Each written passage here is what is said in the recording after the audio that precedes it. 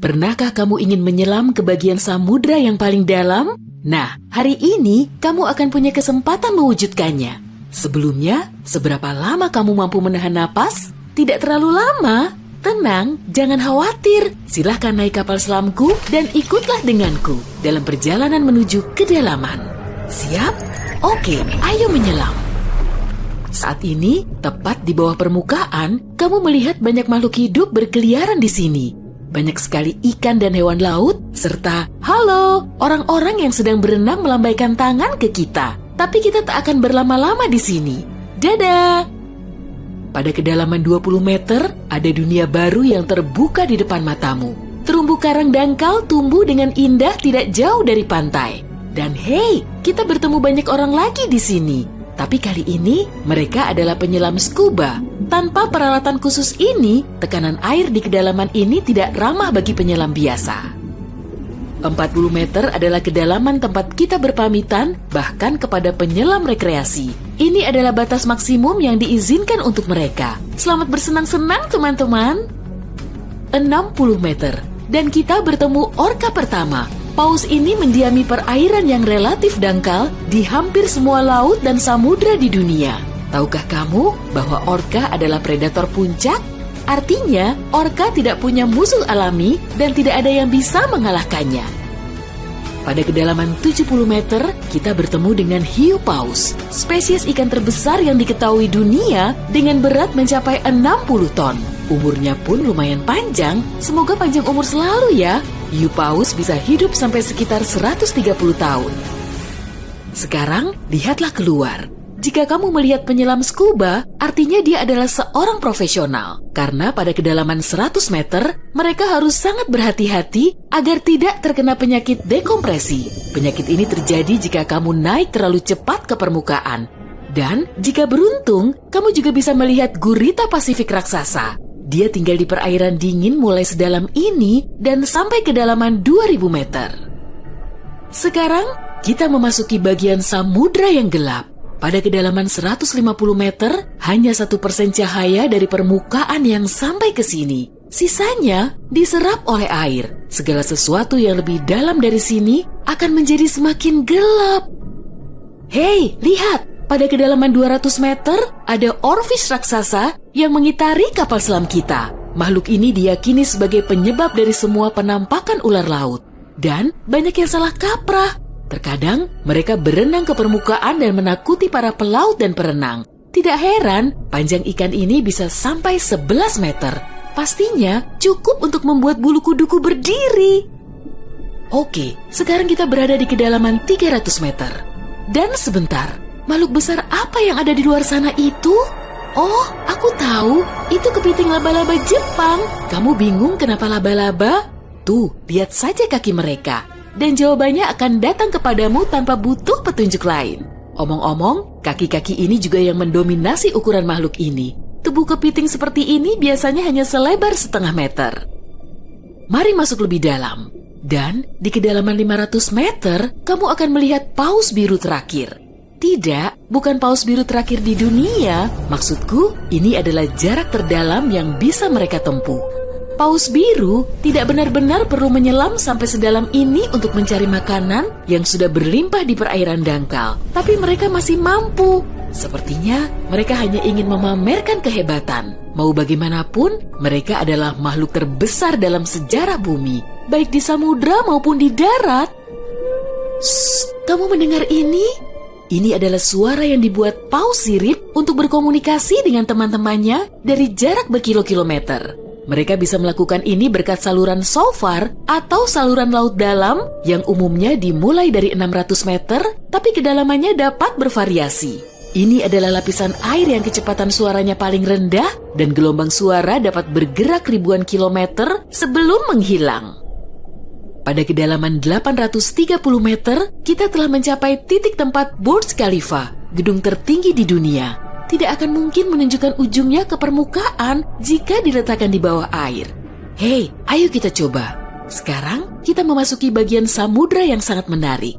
Di sini tidak ada sinar matahari dan banyak makhluk aneh berkeliaran.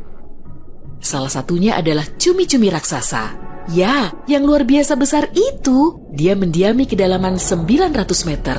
Bayangkan makhluk dengan mata sebesar frisbee. Paus sperma memburu monster ini, tapi mereka dijamin mampu melawan balik. Melihat mereka bertemu adalah pemandangan yang menegangkan. Dan disinilah kegelapan pekat akhirnya menyelimuti kita. Zona tengah malam. Tekanan di sini sangat besar, sehingga jika kamu entah bagaimana bisa sampai ke sini tanpa kapal selam, kamu akan hancur dalam beberapa detik. Dan lebih malangnya lagi, tanpa melihat apapun, pasti tidak mau kan? Kembali ke topik. Di kedalaman 1100 meter terdapat Mata Barat, salah satu gunung berapi samudra terdalam di dunia. Letusan terakhirnya terjadi pada tahun 2009 dan bahkan direkam oleh kendaraan yang dioperasikan dari jarak jauh. Di kedalaman 1280 meter, kita melihat hiu putih besar yang ganas. Predator ulung ini adalah jagoan di kedalaman ini. Penglihatan mereka agak buruk dan mereka bergerak menggunakan indera penciuman. Jadi, mereka sama sekali tidak membutuhkan sinar matahari untuk memburu mangsa. Aku tidak melihatmu, tapi tetap akan memakanmu. Selain itu, penyu belimbing, penyu terbesar di dunia, menyelam di kedalaman yang sama. Apa mereka sengaja menyelam sampai sini untuk bermain dengan hiu putih besar? Wah, lihat jala-jala besar itu. Kita sekarang berada di kedalaman 1500 meter, tempat metode penangkapan ikan bernama menangkap semua digunakan. Jala di sini akan diseret di sepanjang dasar samudra, menangkap apa saja yang kurang beruntung di sana. Mengenai seberapa merugikannya metode ini bagi kehidupan samudra, biar kamu sendiri yang menilai. Pada kedalaman 1830 meter, jika berada di Grand Canyon, kita akan duduk di titik terendah dan terdalamnya. Bayangkan semua curug di sana terisi penuh oleh air, maka seperti itulah pemandangan di sini. Nah, jika kita benar-benar berhati-hati, pada kedalaman 2000 meter, kita akan melihat ikan naga hitam. Makhluk yang bagaikan muncul dari mimpi buruk ini tinggal di bagian samudra yang dalam dan gelap. Dan percayalah padaku, lebih baik dia tetap di sana. Bentuknya mirip makhluk dari film horor dan aku lebih suka jika kita tidak berpapasan dengannya di permukaan. Pada kedalaman 2250 meter, kita harus berpamitan dengan paus sperma. Ini adalah titik terdalam yang bisa mereka selami. Dan mereka memang tidak punya urusan untuk menyelam lebih dalam lagi. Mungkin kalau mereka berburu ikan naga hitam, atau justru mereka yang diburu. Mustahil, perbedaan ukuran mereka terlalu besar. Panjang paus sperma bisa mencapai 19 meter, yang menjadikannya paus bergigi terbesar di dunia. Tidak banyak makhluk laut bisa melawannya. Semoga kapal selam kita punya lampu sorot yang kuat ya. Karena tanpanya, kita tidak akan bisa melihat keindahan terumbu karang samudra dalam yang super indah di kedalaman 3000 meter. Terumbu karang ini dapat ditemukan di setiap samudra dan sayangnya tidak bisa dilihat tanpa peralatan khusus untuk menyelam di samudra dalam. Oke, mari terus melangkah lebih dalam. Dan di kedalaman 3700 meter, kita mencapai kedalaman rata-rata samudra dunia. Mulai sekarang, perjalanan menuju kedalaman yang sebenarnya dimulai. Dasar samudra rata-rata telah kita lewati, jadi sekarang saatnya menyelami celah terdalam. Pada kedalaman 4.500 meter, monster dari mimpi buruk terburukmu muncul di sini. Anglerfish misalnya, akan membuat siapapun bergidik ngeri.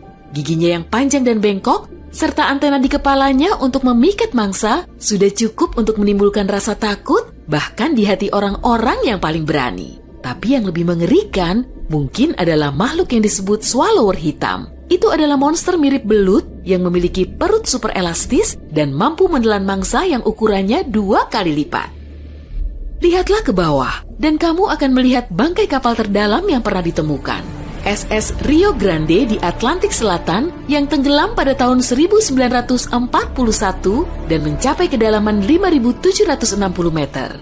Tidak heran, kapal ini baru ditemukan 55 tahun kemudian.